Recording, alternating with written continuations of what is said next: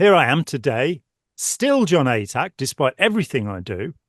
And this is my good friend, Shawn McCraney. How are you today, Shawn? Hello, John. I am well. Good to be on with you. Thank you.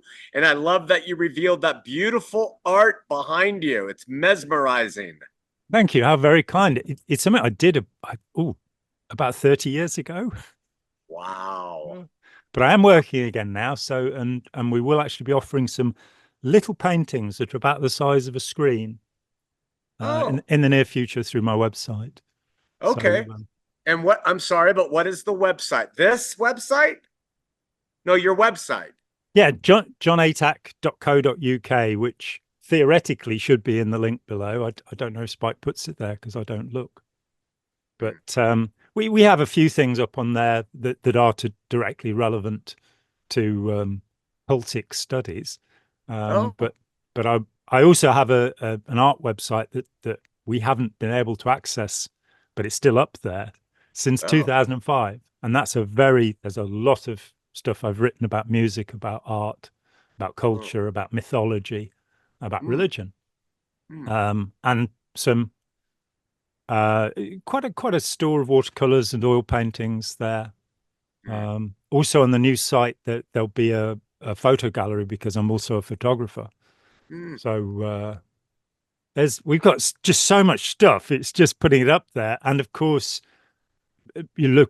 trying to use our time sensibly. And I've been trying to withdraw from the cult world since 1996. Yeah.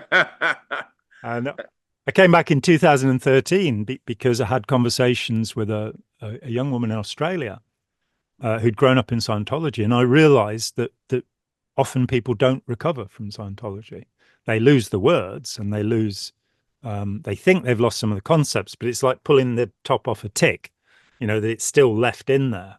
Sure. Um, and so the beliefs will persist. And so over the years, I really focused in 2013. I wrote a lot of articles for Tony Ortega's Underground Bunker, 30 or 40 about the systematic use of implanting in Scientology, which I can back with evidence with the greatest of ease because Hubbard admitted it. I wrote a paper called Never Believe a Hypnotist, which is a Ooh. version of me reading it out for people who are too Huh. lazy to read for themselves and have the time to waste on listening to me. But there's a version on the channel here. And it's Hubbard himself talking about what hypnotism is and quite clearly saying that he used it and has used it, and that his original technique in the 1950 Dianetics, mental science of modern health, as I like to think of it, slight reversal of words there. In that book in 1950, he puts forward a method which in 1951 he says is hypnotism. That method was reintroduced in 1977. It's used in all Scientology organizations, but reviewing the methods. So I came back because I wanted people to understand and be able to live better lives because this malware is not, you know, running inside their heads. Hubbard himself put forward this idea in Dianetics, the modern science of mental health, its real title, um, that we are like calculating machines. He used the word computer because that was the word for a calculating machine in 1950. That's all computers did in 1950, ENIAC and the like. But he talks about having a held down 5 or a held down 7, depending on which bit of the book you're reading. That number will be added into every computation. And so the human mind is like that. We're like calculators fundamentally. Well, I would say that Hubbard put lots of held down 5s and 7s into our heads so that people get the wrong answer. The right Mm, answer is to be kind. mm. The right Okay. answer is to be kind. That Scientology answer is to be ruthless. Yeah, yeah. Not good. Really curious. I don't know much about Scientology, but Gurdjieff, did he do you know if he had a hand? Because I just watched a video on him, and I don't know if he was a predecessor to L. Ron Hubbard, but it seems like his ideas that L. Ron Hubbard just stole them from him. Would that be correct? I think there are a group of people from whom these ideas come. One of them is Mary Baker Eddy with Christian Oh, Science, and her fundamental idea that we dream the world into being, that everything that happens we cause, is very much central to Scientology. Curiously, Hubbard, in fact, in a story written in, I think, 1948, and I sadly cannot remember the title of it. I have read it many years ago, but in a story he criticizes Christian Science and that idea and says it's a ludicrous idea. But he would then make that a basic idea. Madame Blavatsky, Helen Black, she's always there in the background somewhere. And she's really interesting. She's the first person to be investigated by the British Society for Psychical Research, founded by, among others, William James, the great psychologist. And their first investigation, they sent somebody out to India to test her, and who came back and said she's a total fraud. He'd found out how she was doing her miracles and could show how they were done.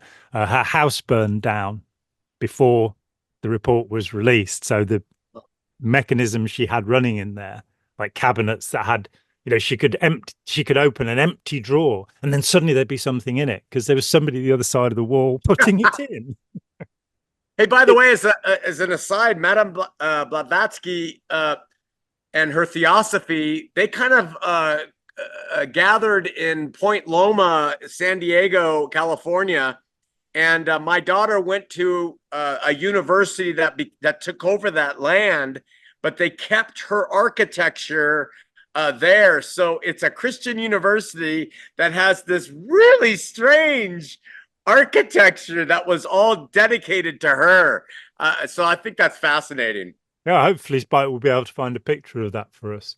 So how about Jung? Did he influence that as well? I think what happened was that all of the influential people, Freud as well, Wilhelm Reich, they all are drawn upon, and Aleister Crowley, of course, and that ideas move around between them in the kind of intellectual, the intelligentsia, that's Jung and Freud, who were both dreadful human beings and awful cult leaders. There's my point of view.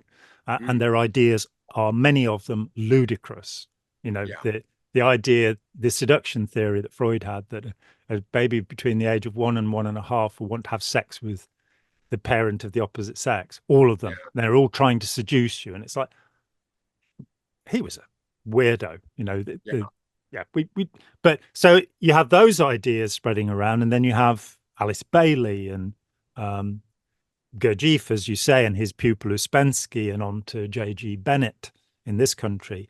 When Krishnamurti in 1928 dissolves the Order of the Star, which is the center of the Theosophical Society, he can't get away from being a guru himself. And so he spends the rest of his life going, leave me alone, don't follow me, give me your money. In about that order, Savile Row suits and sex with lots of his students, always. Never mind. So I think ideas are pilfered from wherever these people can find them. And certainly Hubbard was not a systematic student of anything. I can say, however, that he did the first 2 neophyte degrees of the Amok, ancient and mystical order of the Rosicruci, one of the Rosicrucian orders, because I guessed he had, and I wrote to them, and this was 1984 or something, and they came out and said, yep, we've got him on record in 1930, whatever, doing the first 2 degrees. And when you look to their stuff, you go, well, there are ideas from here in Scientology too. Yeah. I think Aleister Crowley was his main source, though. I wrote 30 years ago, I wrote a paper called Possible Origins for Dianetics and Scientology, one of my snappier titles, I think. And in there, while I was researching, I found 120 ideas that Hubbard talks about. I found that he talked about the origin of those ideas too. There was a great paper by Jeff Jacobson where he showed ideas were used. I wanted to prove that Hubbard knew, and it was actual plagiarism. So 60 of those 120 ideas came from Aleister Crowley. So for the trauma of birth, which is fundamental to his first ideas, he talks about, there's a thing called beginner's training routine 0, where you sit with your eyes closed, both, in front of somebody. That comes from Crowley. There's what is called creative processing, which Hubbard in 1952 was selling, which is basically visualization. that comes from Crowley. And in the lectures where he talks about it, he talks in 3 lectures about Aleister Crowley, and he calls him his very good friend. Really? Which wasn't in fact true. They weren't friends, but Crowley was aware of him because Hubbard had ripped off one of the senior Crowleyites in Pasadena, Jack Parsons. He took $35,000 from him in 1946. So it's a kind of mélange, to use the French, of ideas magpied out of any shiny source possible. And that's true of most of the New Age groups. And of course, Joseph Smith is somebody who would influence later groups, and is often, in fact, taken to be the first of the new religious movements back in 1830. Depends what you mean by new. And completely right, because he was a complete pilferer. He was stole from Freemasonry like no other. And how about Freemasonry? Did that affect L. Ron Hubbard? Well, the Rosicrucians are a kind of parallel organization. And I mean, isn't that fascinating that you have Hubbard recommended a book. He said it was his favorite book. And I've met very few Scientologists who've bothered to read it, which shows how dedicated they are. It's his favorite book. You should read it. It's by a man called William Bolitho, and it's called 12 Against the Gods. It was published in the 30s, and they're biographies of 12 people. Some of them we might consider reasonably good. Woodrow Wilson got in there, and he was a lunatic, but he did, his ideas for peace were, reasonable in places, and the League of Nations, all of that. But he also has Cagliostro in there. And I think Cagliostro is the role model for all cult leaders. So in the 17th century, he and his consort, Serafina, traveled around Europe, and the crown princes entertained them, and they performed miracles, and they had their magical system. And then they got caught. And I think he spent the last 10 years and she the last 15 of their lives in prison, telling stories about the other, each saying, well, it was her fault. No, it wasn't. It was his fault. And so it came out how they'd worked the smoke and mirrors. And it's curious that Hubbard says this is his favorite book of all time. And there is this description of a proto-Hubbard, Cagliostro. I say that because out of Cagliostro, these ideas of these esoteric cults come about. The earliest I know of is the Hermes Trismegistus, which is in the Renaissance. So in the 14th, 15th century, these fake teachings are and it always goes back to Egypt, and Leonardo da Vinci was always a member of it, whichever the group is. It eventually becomes the Holy Blood, the Holy Grail, and the Da Vinci Code, this abject, complete, utter nonsense, which has no basis in reality. But that fabulism, that creating these stories, creating a fake history, and you find it everywhere. You find it in Chinese and Indian mysticism too, that they make up wild stories about their origins. Though the Indians do seem to go back quite a long way with their stuff. And people will come along and pull pieces off it. So in the same way that what's his name? Jack Rosenberg, the car dealer. Sorry, Werner Erhard. Let's not give him the wrong name here. Car dealer? How can you say that? His Erhard seminar training, EST, later to become Landmark Forum, Landmark Trust, what have you.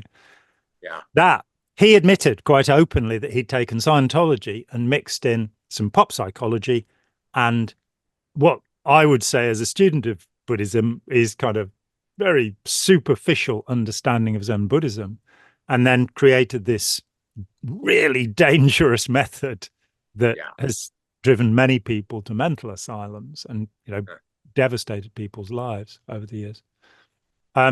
So it just comes along. So we find out he'd done Scientology. Darfree John had done Scientology. Paul Twitchell, the founder of Eckankar, wrote articles for Hubbard, and his name is still to be found. The founder of co-counseling. One thing after another. Co-counseling was used for 20 years by the Open University here, largest university in the world. and it's fundamentally Dianetics. Amazing. And they wouldn't I stop. just want to sit here and listen to you. This is not talking to me. I am learning so much from this. Like, there are people who believe that Hermes Trismegistus was a real person. Yeah. Absolutely. Yeah. And it comes down to that, doesn't it? That the most important lesson I believe that we can learn, again, comes from William James, the psychologist, who talked about something he called noesis. And he said, this is a feeling of certainty. This is where you are convinced that what you believe is the truth. And yet you can't prove it. You don't have evidence. And I mean, the example I always give is when I was 17, I spent a couple of hours on a very hot day on the street with a born-again Christian, lovely man. And I just reread the Gospels. And so it was still fresh in my mind. And I offered certain ideas to him. And after 2 hours, he backed away from me. I mean, I think he was frightened to jump on his back or something, but I'd been perfectly friendly as far as I know. And he said, I don't understand the Bible, but I know it's all true. Now that's noesis. That's where your feeling of certainty overtakes your evidence for something. And you know that I'm not going to say anything horrible about people's mystical or transcendent experience. What your experience is up to you and how to discern it. But when somebody starts believing somebody like Ron Hubbard or Madame Blavatsky, Mary Baker Eddy, they give away their own ability to assess evidence, and they dwell in their feelings of certainty. Yeah. So in Scientology, I did 5 of the Superman levels. Sorry, let's not be sexist, the super person levels. And I had no supernatural abilities, having spent 7 years of my life getting to the first of these things. It was embarrassing. And so I went in and said, it's not working. And I did the OT3, as it's called. And I went in a few days later and went, yeah, but I haven't got any fantastic abilities. And I thought the guy was going to make me do it again, a retread, as it's called. But he didn't. He looked at me and he said, yeah, a lot of people find that. You need OT4. So I did OT4, which is all about exercising little beings from yourself. It's all really crazy. And little alien beings. And that cost a fair amount of money too. So I then went in and said, actually, still no special powers have descended upon me. And the guy looked at me and said, a lot of people find that. You need OT5. So I did OT5. And my conclusion was I didn't have any little beings dwelling in me. And it was awful seeing people who'd done these levels pretending that they had superpowers. And the superpowers they had, just to stop this before it gets too crazy, would be they could change traffic lights, or what South Africans call robots, by the way. They could move clouds, and they could make dust devils rise up. Now, so my little experiment for many years, when I gave a talk, I put a little bit of tin foil on the table and say they're bound to be, Scientologists out of the body, exterior from the body, watching me to make sure that so I just if by the end of this lecture, this tin foil has moved 1 inch, then I'll believe that they have these powers. As to the moving clouds or changing traffic lights, oh, come on, guys. If you can move a 2-ton cloud, you shouldn't have any problem with a little bit of tinfoil. As yet, no one's managed to move the tinfoil or struck me dead, which I think would be more the kind of thing they would do if they had these powers. Can I take the chance of flipping the script here? And can I interview you? Sure, go ahead. Of course, yes. Okay. So you have a vast knowledge of the manipulation that human beings will seek and that human beings will try to impose upon others as a mean to capitalize on their vision. And where are you? What do you look to? Like, you cited William James. what is it about James that you say I will trust him, at least to cite him as a verifiable source, rather than all this hocus pocus and these others who have come along? What do you do? What are you using as your litmus test for people? Yeah, that's an excellent question, and something that I've written about and tried. I'm forever exploring. Why should I trust somebody who's saying they're an authority on a subject? And you brought me the best piece of work on this subject, which I still treasure and keep near me. I've been working since we spoke on a paper about, where has he gone? Nasir Gamey. And you recommended this book. And this book is an absolute travesty.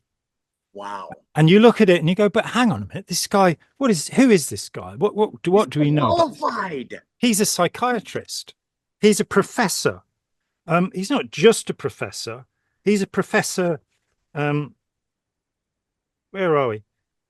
Nasir Gamey, medical doctor, professor of psychiatry at Tufts, which I believe is an Ivy League university, and director of the mood disorders program at Tufts.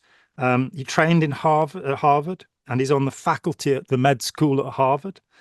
He's got a degree in history, and a degree in philosophy, a master's degree, and another one in public health. So you go, well, surely this guy is absolutely trustworthy. Yeah. And that would be the first place you'd go. What are their qualifications? Where have they studied? What have they done? So when you find that this man, we've done this before, but he has a degree in history, and yet he talks about Neville Chamberlain's infamous inability to understand the dangers of Hitler. I'm going, what? Chamberlain in 1935 rearmed Britain as Chancellor of the Exchequer. He was the first person to broach rearmament as a subject. In his diaries before the election, he was really worried that people weren't aware of the dangers of Hitler. Hitler had only just come to power, came to power in 1933. So this guy's a historian and he's saying this, and that alerted me that you'd said this book's really interesting because he's saying that the best leaders in times of crisis are nutcases. And I'm kind of going, that just cannot be true. The most rational people in times of irrationality are irrational people. It's like, no. His first example is William Tecumseh Sherman, who, of course, marched through the South and burned Savannah, Georgia, and Atlanta. And if there is one root cause for America's current division, it is William Tecumseh Sherman.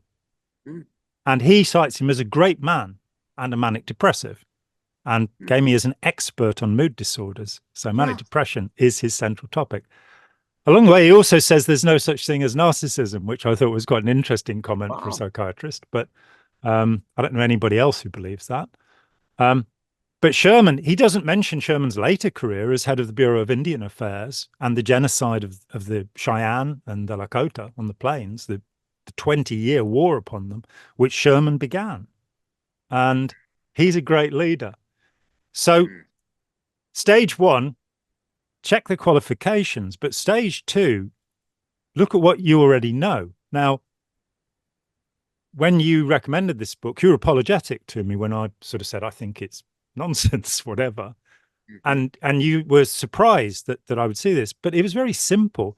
I knew what Sherman had done. I knew about Chamberlain, so I knew what I was being told was not true. So that's the red flag part, that we too easily, when somebody gives us mistaken information, we just accept it. We say, oh, this person is an authoritative source. So if you don't know about a subject, go and check somebody else on it, see what they say. And he says Nixon wasn't crazy, right? So, and I'm kind of going, he does admit that Nixon had conversations with the portraits in the White House, but he wasn't crazy. And I'm kind of going, yeah, but Nixon took Dilantin every day. He took a psychiatric medicine every day. He was seeing a psychiatrist through, well, from the late 40s for the rest of his life. He bombed Cambodia, having talked to Pat Robertson and various other evangelists and asked their advice as to whether it was all right to murder Cambodian civilians. That bombing campaign, I mean, when you get to it, ultimately Vietnam, more munitions were dropped on Vietnam than were used in the whole of World War II. Now, for me, this definition of sanity is really not working. But I went and looked at a biography of Nixon to check that. So check facts, find different sources, check the authority of those sources. If one university professor says, the universe is full of dark matter and dark energy, and it is dark, 95% of the universe is missing. One says that, and another says, no, I think it's because of superstrings and the connection. And then another one says, no, it's wormholes. When you realize you're dealing with theoretical material, be very cautious. But when you're dealing with something that can be evidenced, do Scientologists have supernatural powers? Strike me dead now. Oh, didn't work. So evidence becomes a thing, and then it's a matter of taking a scientific approach, which is part of it. So in science, you have a hypothesis, you have an idea. Oh, maybe things fall down because of some force. And so then you sat under an apple tree one day and an apple falls on your head. And you go, things fall down. Aha, that's a hypothesis. Things fall down. Then you go towards a theory. Why do they fall down? You do experiments. Your experiments, they must be capable of falsifying or verifying. Both things must be, an experiment that would only falsify or only verify is not proper. Then somebody else replicates your experiment. So you find some fungus in a Petri dish and realize, as Alexander Fleming did, that you can take the glory for what your workers have done for you. Another lab then needs to check this, grow this stuff and try it on people. Penicillin comes into being. From there with Newton and the apple, he comes to the inverse square law, this mathematical law, which will show you the gravitational force. And you then test that out, again, with Einstein and relativity theory, which I really don't understand, even though I've seen the great film Insignificance, where Marilyn Monroe explains with a torch and a toy train to Einstein what relativity is. That's about my level of understanding of it. But nonetheless, it was proven there are many proofs along the way, but it was proven by the transit of Mercury, that nobody understood why Mercury orbited the way that it did. And by applying relativity theory, there was a prediction of what would happen, and it did happen. So I'm going to now interject here. So what's happened right here with you and I is I asked you a question and you showed several examples. Now, the common man, John, is not going to have the time, inclination, ability to do what you just prescribed on every single thing. So what the common man does is they tune in to John Atack and they say, I trust him. Because John, would that they did. Yeah, right. Would that they did. So what do we do? There's so many things, so many factors to life about politics, government, religion. And you just gave an example of how we do it, but all really you gave an example of is why we should trust you. Well, hopefully a little bit more than that, that it is a methodology, it is an approach. I look towards a situation where people can make their own decisions. In talking with people, when back in the 90s, I was fairly early 90s, I was pretty busy talking, and through the 80s actually, I was pretty busy talking to people who are involved in Scientology, and people would come to me and say, can you get my friend out of Scientology? And I'd say, no, What I can do is tell them, give them information that I have that they won't have, so that they can reassess their condition. But I'm not interested in recruiting anybody. I'm not interested in, persuading anybody to leave anything. I'm interested in bringing people to make their own decisions. And that means that I'm not wanting them to join the cult of John. Sure. Though that might have been a better idea now I think about it. I am looking towards a future where more people are able and have the courage of their convictions, know to say, I'm feeling strongly about this. Do I really have the evidence to support what I'm saying? I mean, my neighbor across the road, we've just had a landslide victory yesterday for our Labour Party, which they're basically the party that represents the working man. They're, I'm not a member of it, but they're not kind of communists. They're not, something like that. They're a centrist social democratic party.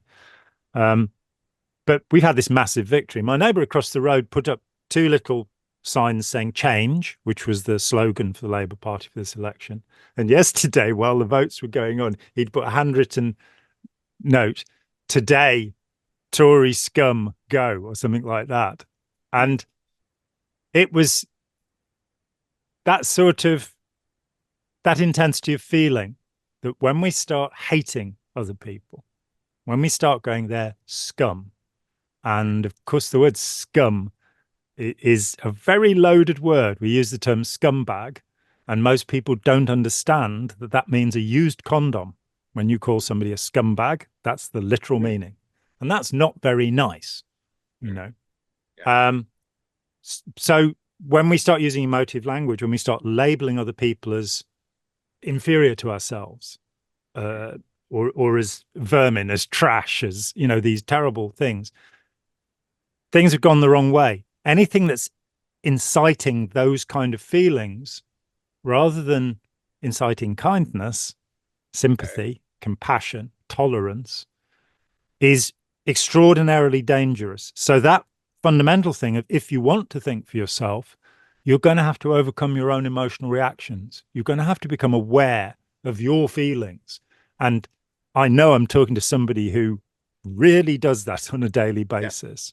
Do you give any credence to emotionalism in the human realm as compared to our ability to reason and use our logic?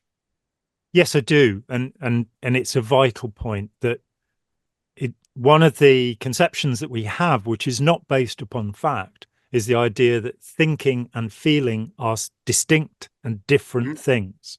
We sometimes talk about being subjective, meaning I'm reasoning, but I have an advantage in the argument, so maybe I'm kidding myself. But when I say that all four of my kids are really brilliant, it's a true observation. Nothing subjective about it at all. They're lovely, all of them. Separating that out and being able to say, well, yeah, I do have feelings. I'm about everything, and I could be kidding myself, but also accepting that very often what people like to think of as intuition, our emotional reaction to things, we try and damp it down. So if you find that you're talking to somebody and you don't like them, it's very well worth examining why you don't like them. I mean, I had this, there's a guy, I met this guy, and I just didn't, I usually get on with people, but this guy was weird. And a friend of mine said, when I brought it up, he said, yeah, he didn't smile at you when you shook his hand, did he? And I went, oh, no, he didn't. You're right. It was like, he's an apath. He's phlegmatic. He's somebody who does not exhibit emotions. And that will mean that we don't feel good about him. And I went, you are so right. The guy never became a friend of mine. And I still thought he was weird. But I understood that it was because he was not following the social convention. And you can have the same feeling with somebody who's, has high functioning autism, that they don't seem to give the right emotional responses. And that's because they're seeing the world in a different way. But often in talking to people who've been involved in high control high demand authoritarian groups, cults, whatever we want to call them, they did know right from the start there was something wrong. Those little red flags were there. So when I got into Scientology, the first thing was finding out that it cost money. That seemed a bit odd to me. I'm kind of with Idris Shah on that probably if somebody wants money from you, they're a charlatan. Sorry to say that about, all the psychotherapists in the world, but there is a part of the transaction that is no longer compassionate. It's no longer, I'm doing this because you're a fellow human being and I want to help you. That'll be a 50-minute hour and that'll cost you $200. And that's given them an incentive to keep your treatment going. Now, there are, of course, many and wonderful exceptions to this. There are splendid counselors, but you do have that problem that it's a profession rather than a calling, rather than a vocation for many people. So that was the first thing. It cost money, but it was only £6 an hour, about $10 an hour. And that was okay. I didn't buy any of that. I did the courses and trained to do it myself. And the courses weren't that expensive. By the time I left, 9 years later, auditing had risen from £6 an hour to £120 an hour. So when somebody has a red flag about being ripped off blind, they're right. Then the next thing that got me was, why were there people wearing sailor suits? The so-called sea organization, they wear Coast Guard uniforms, in fact, and they have little, ribbons, which is actually against the law in the US and here. It's a disregard for actual heroism for people who've, they've got one for having passed a course or something, these little, so that never made any sense to me. And when I went down to St. Hill, their headquarters, and I actually spent 13 years living in two periods in East Grinstead, though the latter period I'd left Scientology quite a long time before, but I stayed there, which was folly. But going to this place with all these people in uniforms, women in jackboots, that was, I remember there were 3 women who wore jackboots, and I kind of went, whoa, Gestapo. It's like, I don't like the look of this. Those red flags, don't suppress them. When you have an intuitive feeling about something, so emotion in that sense is very useful, but always check your intuition with your reason. Don't just don't just reject something. On the subject, for instance, I mean, every one of your comments we can take and go down a rabbit trail. Like, for instance, you saw men in sailor suits. That was an offense to your senses.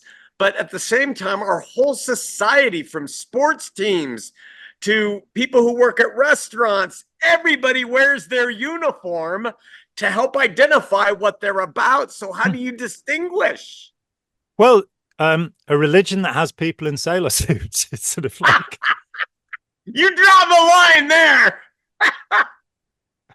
I mean, the Mormon religion, they wear the IBM suit everywhere they go. It engenders so much trust. The suit and tie, the dresses. Yeah. And isn't that really important? Uniformity. Yeah. As a school kid, when I was 11, I went to a very prestigious school, and how they took me is another matter.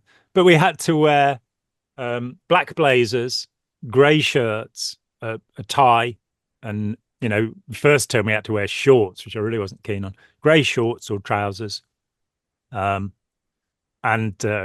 black socks and black shoes and a little cap, which was like stripy. It was navy blue, and actually maybe the blazers were meant to be navy blue.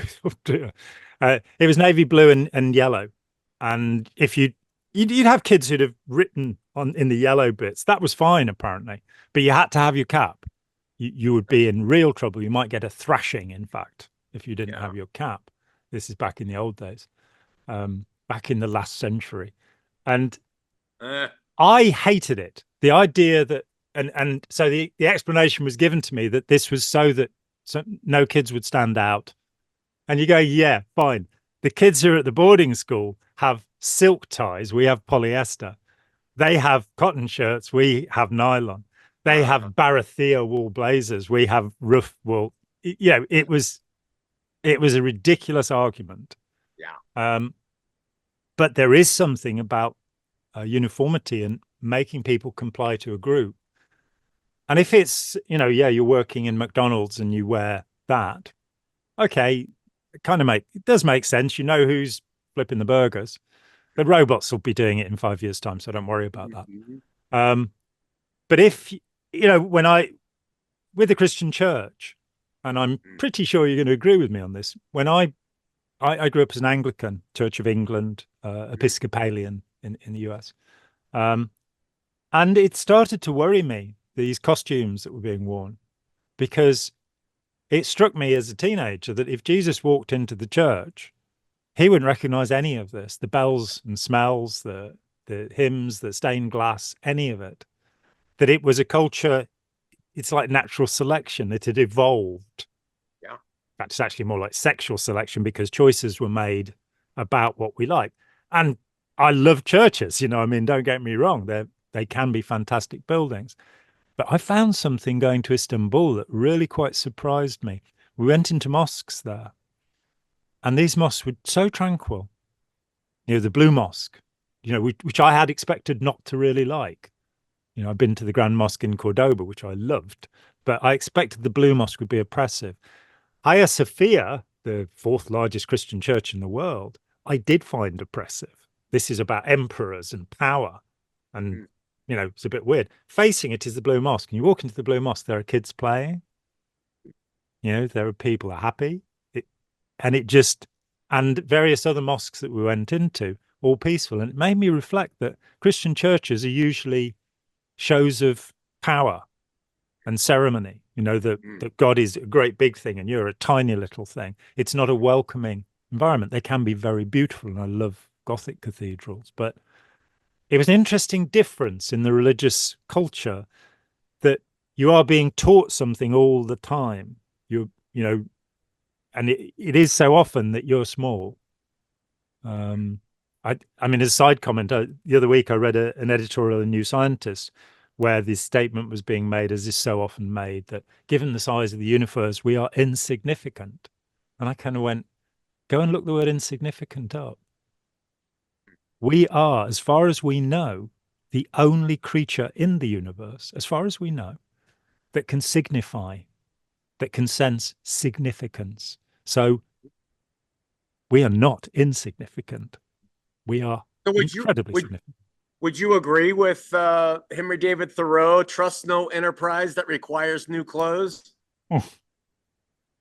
Isn't that a good one? And of course, this is a man who, when he wrote on Walden Pond, was going home every weekend so his mum could wash his clothes.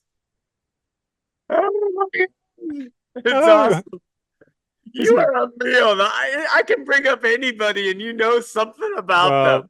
Yeah, sadly not. But moving forward and learning more about John Atack, do you have any sense personally about any metaphysical existence in the human experience? Yes and no. I grew up an Anglican. At 13, I asked a religious instruction teacher if anybody but his fellow Methodists would go to heaven, and he said no. I thought that was weird. And he was a very stern man, forbidding.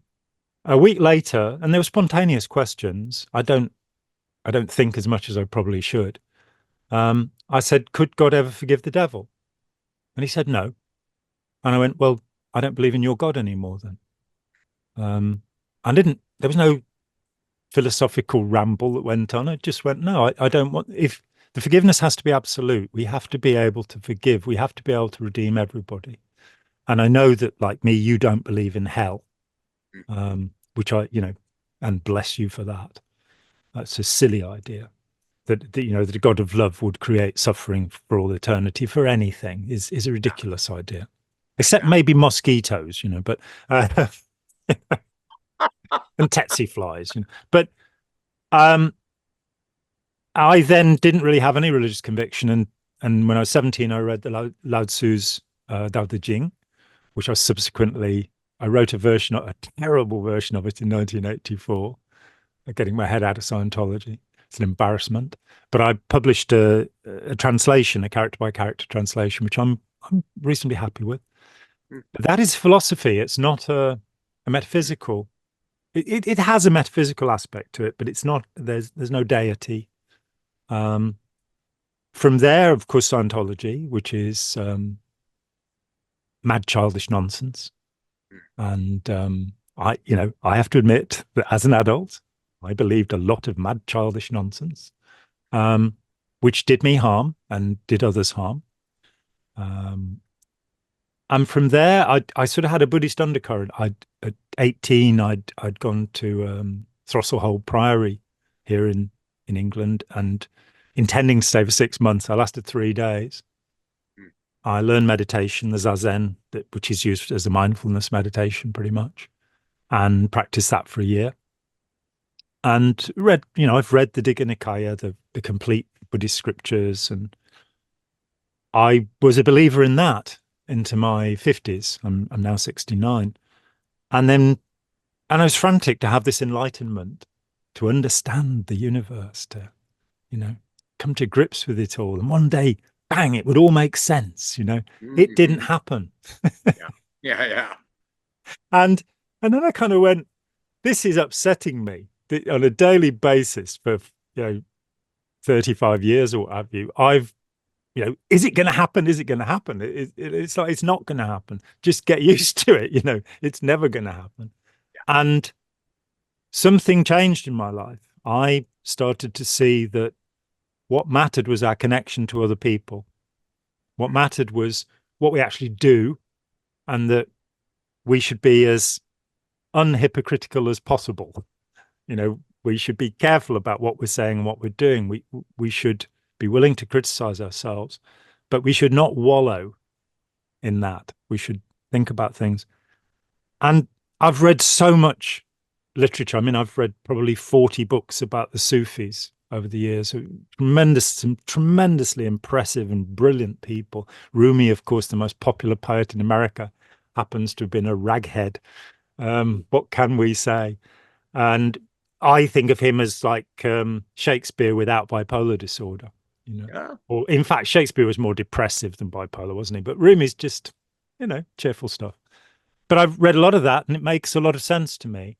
But a lot of the problem, I have a brother, a brilliant brother who is an atheist, and he went along with the Dawkins ideas for a couple of years, and then he came up with this formula, which is just exceptional. He said everybody has the right to their own metaphor for the universe.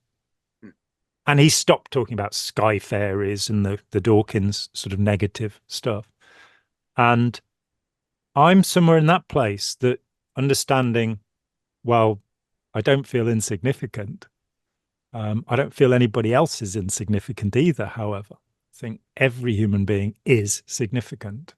And that's my experience. Every human being has something to teach me. And occasionally I can help somebody to learn something. That relationship, that connection is transforming. That I don't feel compelled to love people. And that was the leftover from Christianity in me that I only faced in my 30s, that there was this compulsion. You're meant to love people. You're meant to sacrifice yourself to people. I always felt guilty because I never could sacrifice myself enough, because you can't.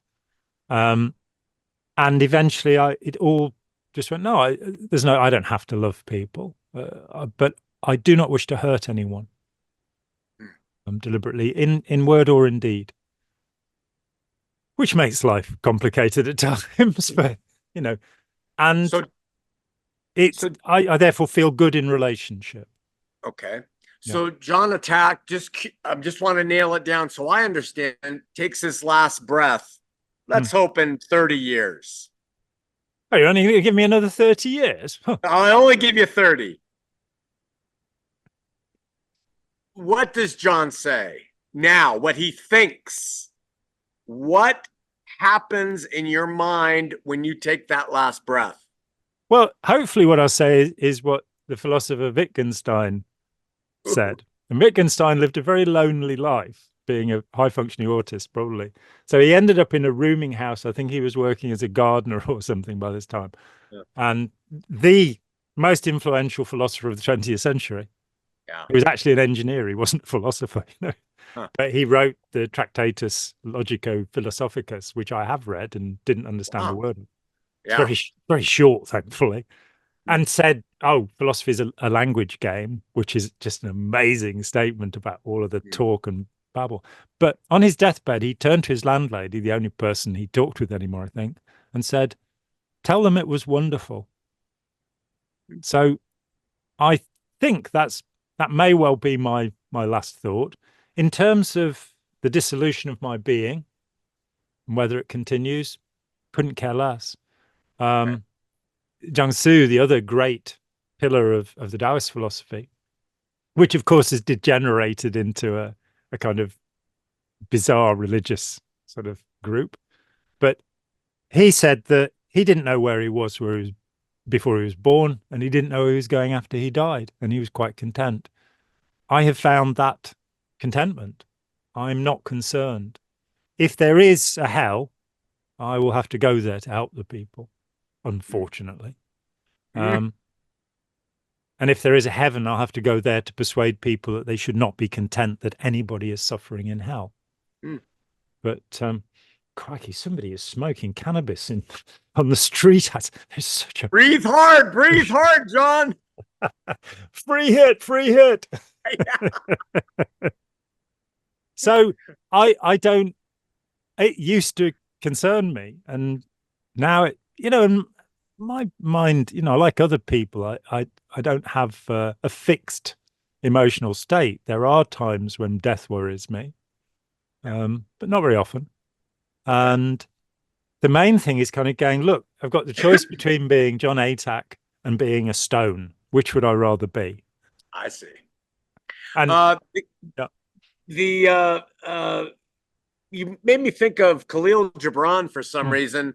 Do you find appreciation in his views and writings and art? I think he's an interesting contradiction, because we know that he was not in a good state spiritually, that he was an alcoholic. And I'm willing to, I won't dismiss anybody for that. But when somebody tells me, you can be happy and they're not, and there's a bit of a conflict. It's like with Freud. I look at Freud, and the best you can hope for is to control your neurosis. It's like, well, I'm up for something a little better than that, Sigmund. You do know his name wasn't actually Sigmund; it was Sigismund, and he changed it because he thought it sounded Jewish.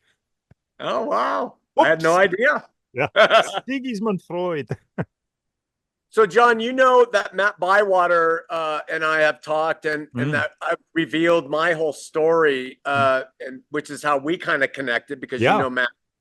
And for me, I wasn't able to get to this place of enlightenment that you're at now. I'm there now, but the process was by my assigning myself to a metaphysical reality. Whether it exists or not, I can't say. I'm smart enough to know that. But I assigned myself to it, and it helped me overcome the barbarism that naturally resides in me. And it really does. It's just, if there is nothing after this life, I see no value whatsoever to be kind or to be enlightened. I've searched but it just doesn't make sense to me at all, if this life is here and now, not to be a Marxist, not to might makes right, and not to follow my will, do what thou wilt, on everybody in every situation. So counter that for me with your wisdom. I want to hear how a man who doesn't really put much emphasis in metaphysics, what would you say to me? Oh, yeah. I can't offer you any wisdom, but I can offer you my opinion. Yeah. There is I'm not the first person to say this, but there's a way of looking at humanity rather than ourselves as individuals, of looking at all of humanity as an organism. So we ourselves in the progress of humanity, in the development of humanity. If you like, we are threads in a tapestry. And Okay. because, if I read, I don't know, Baruch Spinoza, who's a phenomenal example of, he lived on the same street as Rembrandt at the same time. What a thought. Whoa. Two of the greatest men who ever lived. But I read him and I go, oh, there is such meaning here. He gave something which continues beyond him. There's an idea, I think, certainly Eric Erikson, the psychiatrist, puts it forward, that there are 5 ways to immortality. And one of them is spiritual immortality. Another is through your children. Another is through monuments. Another is through ideas. And the final one is through chemicals, which is going to happen to us all. And that idea of ideas, monuments, putting something into the culture that might make it better. That is a central idea to me. And I do feel, and I shouldn't be saying this publicly, but I'm going to, I feel I've largely failed. I've spent 40 years doing work, and persuading people that their lives could be a lot easier if they had more control over their belief system has proved to be a real uphill struggle. People want to be upset. They want to hate other people. They want to be angry.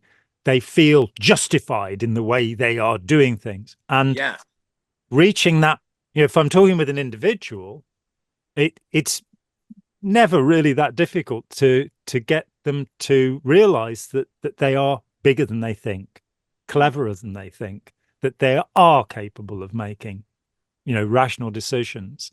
Just about everybody, and empowering people to do that one-on-one is quite something. But when I published Opening Our Minds, I've got this incredible intellectual giant, Alan Shefflin, a professor of law, a master's in counseling, an expert witness in tens of cases, involved with trying to get Sirhan out of prison because he was a victim of MK Ultra. Trying to help the survivors of the Manson gang to get justice for what they, the balance of what they'd done. So trying to get Leslie Van Houten out, which is an enviable cause. But he's a very, he was a very significant figure. And he's saying, everybody should read this book. If you want to work out your body, go to a gym. But if you want to work out your mind, read this book. Ira Chalef, who's the guy who gave us courageous followership, which is now taught throughout the US military. Nearly 1 million people are learning about it. Intelligent disobedience. He is a dear friend of mine. We go back to 1977, in fact. But he's saying every high school student should read this book.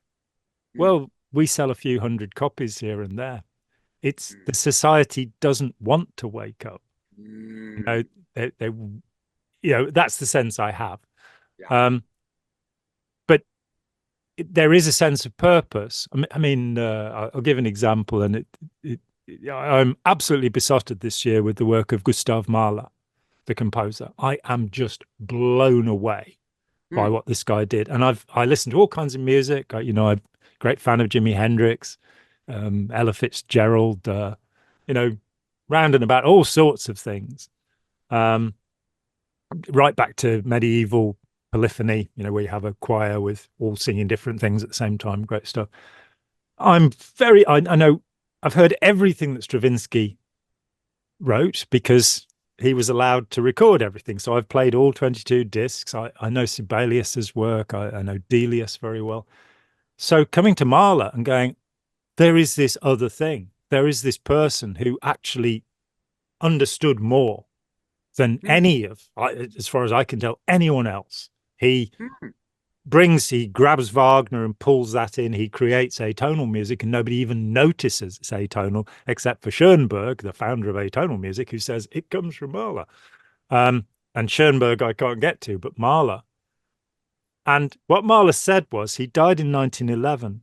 And he said, because he couldn't get his work performed, he was the highest paid conductor in the world, like getting his symphonies performed, and he got, some of them were well reviewed, but his contemporary Richard Strauss, he was really famous and really successful. Mahler didn't have that. And Mahler just said, my time will come.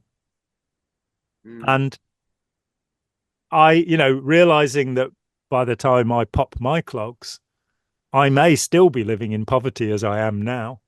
I may still not be regarded by anybody beyond Shawn McCraney.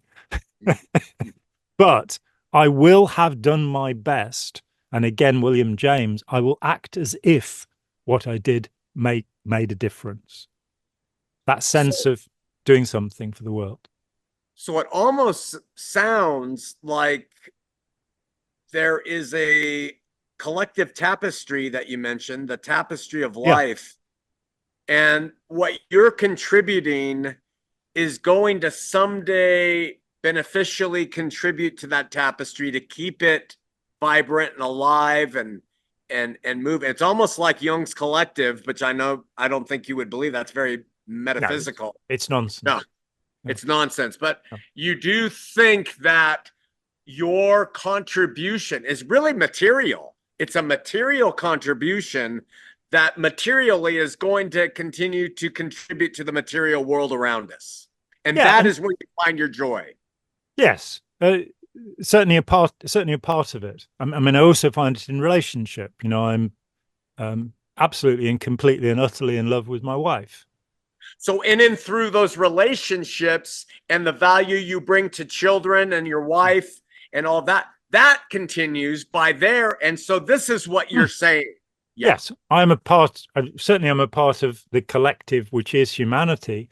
And while I can see that, when I was about 17, this friend of mine said, the worst thing on the planet is human beings, that the planet would be much better if there weren't any human beings. And it took me 2 years to work out the answer to that. You're so awesome.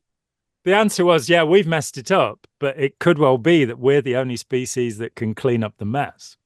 Yeah. Significant. And again, it's not, Mahler will be remembered for Mahler and the greatness of what he did. John Atack, name doesn't matter. John Atack is somebody who is forwarding ideas, largely other people's ideas, and putting them together in a hopefully digestible form. But if I can perpetuate we talked about this when we first met, that when I was about 14, I wanted to know what the truth was. It worried me that it might be something awful, but I wanted to know what the truth was. I didn't want to kid myself. I didn't want to delude myself. As I've got older and wrestled with that, the thought is, I believe that human life is a good thing, a marvelous thing, but we are not living it properly. And I believe there's a way of logically demonstrating that if we do live in the way that you used to live, then nothing, the tapestry will be burned and gone. Whereas if we understand that with kindness as your king, you will reach heaven before you reach your end, as Dave Matthews put it. Saw the Dave Matthews Band at the Albert Hall a couple of months ago. Fantastic. But if kindness is your king, then we can actually have a much better human experience. We can create something that's much better. I must admit that Ukraine and Gaza are upsetting me a bit in those terms, and the apathy about these things and the political divisions, seeing Biden and Trump and kind of going, oh no, Biden should step down and let Stormy Daniels stand. She'd have a much better chance, I think. So with these thoughts, then it's and I agree with what you've said, and absolutely agree with what you said, and I respect completely the worldview that you've been able to cultivate for yourself and how to live, and I see its value. So we have you coming to that. At the same time, we have a bunch of other people who collectively try to bring that to the world too. The Mormons, We are doing good. We are contributing to the fabric. But we don't take John Atac's liberal view of life. We want to regiment it with some deception and lies and manipulation. So it's the end game is to get to your point of view, not John Atac's, but just that point of view, and to get rid of the dark threads of manipulation that put people in bondage. Yes. And to say that, if somebody comes along with a useful message, as Jesus did, from my perception, that people will, the next generation will be the generation that say, well, now we're going to control you using this. And we find, this bizarre position where I think the Pope blessed weapons for Mussolini. And of course, they did nothing about the Warsaw Ghetto, which they knew well about. The Catholic Workers' Party is what put Hitler into power with the, it was Pius the Ninth who sent his envoy to make that happen. And the envoy became Pius the 10th. So you look at the trappings that you kind of go, no, it's about you as an individual having freedom of mind. It's about you as an individual not having to do things because somebody bullied you into it or because, that's the way it is. It's about you being allowed to make the choices. And the ridiculous hypocrisies in our world. The drug laws are very interesting. It's been fascinating. I'm a lifelong student of drug prohibition. Since I was 17, I've how do you have the right to say it's legal for you to commit suicide? You can chop parts of your own body off and you've not committed a crime, but you can't smoke cannabis. Now, of course, that's all turned around, and Uruguay, Canada, and 11 US states have legalized cannabis. I think 28 US states have decriminalized it. I still live in a place where you can get 14 years in prison. And you're going, how can anybody impose on another person this cultural imperialism? You can drink alcohol, the most dangerous drug in the world, but you can't do this other thing. This hypocrisy, so having laws that are about the public good and no victimless crimes, anymore. Those kind of hypocrisies, because our society is founded on, well, my culture says that alcohol and tobacco are great. And all these Mexicans, they smoke marijuana. What can we do about that? All these, the drug laws, in fact, came into being entirely out of racism. They've got nothing to do with harm. The first prohibition in the US was opium, when heroin, morphine were not prohibited. And opium was prohibited so that Chinese people would go home following the Chinese Exclusion Act of 1882, which forbade Chinese immigration to the United States because they'd been brought in to build the Pacific Railroad and died in their thousands doing it. And their thought was, if you take their opium away, they'll go home. And that led to prohibition. With cannabis, it was the El Paso Ordinance in 1914, where they found that Mexicans were smoking this stuff, which they call marijuana, which means anything you can smoke. It doesn't mean cannabis, in fact. And so they prohibited it. And, in 1924, the Canadians prohibited cannabis because of a novel called The Black Candle, in which the author, Janie Canuck, by name, put forward the idea that the purity of white women would be sullied because if they smoked cannabis, they'd have sex with black men. And that was the only reason for the prohibition of cannabis there. The British government followed suit 4 years later because the Canadians had done it. And you go, no, let's have a kind of legislature. It's like somebody was saying to me that the politicians can't change the system. They're caught in the system. You're going, well, who makes the system? That's what legislation is. That's what you're meant to be doing. So having a focus, is it Nepal, as one of the Himalayan countries, has this, they don't measure gross national product. They measure gross national happiness.